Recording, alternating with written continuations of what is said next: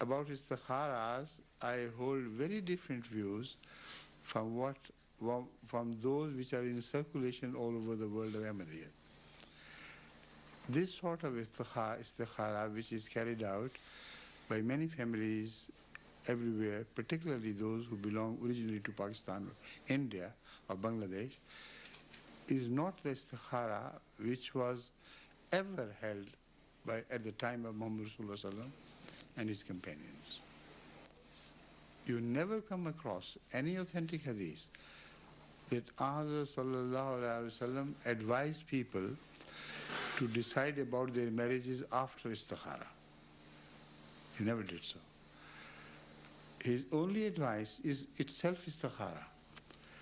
Whenever you search for a wife or a husband, you first look for his spiritual and religious qualities. If he's good, then consider his being appropriate to you socially and family-wise.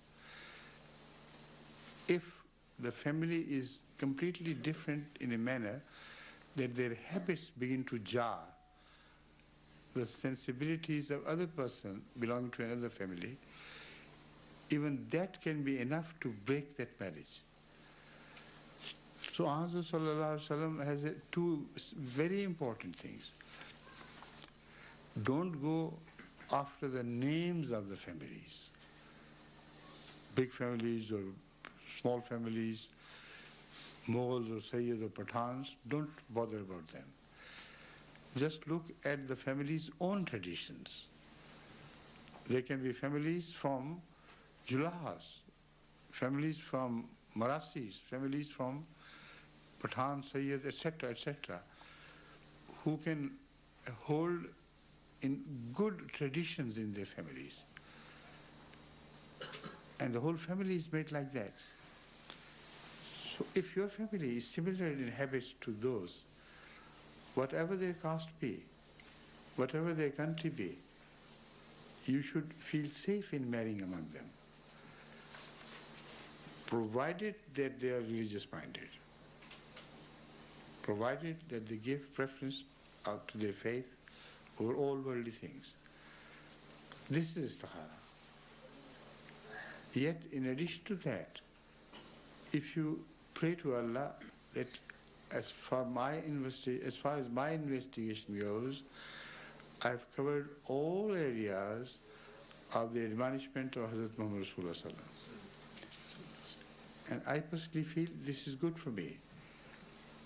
But if it is not good, then do something to prevent me from marrying there, or turn away the heart of the person against me, and so on and so forth.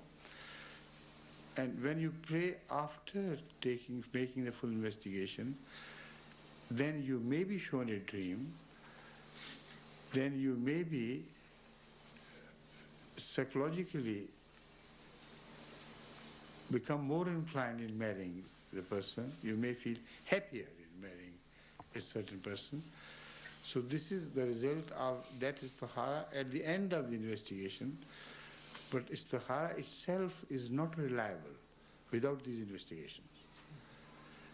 It is certainly not reliable, because I have proved it to many families who depended on their istikharas, that you ask for istikhara to this man and that man and that man and send me the reports. I put on my table their reports. Half of them said, bad proposal, never go near it. The other said, it is blessed by Allah, go ahead and do it. How could God lead them to this? It's impossible. Impossible. But the way I have said, you will never find contradiction in that.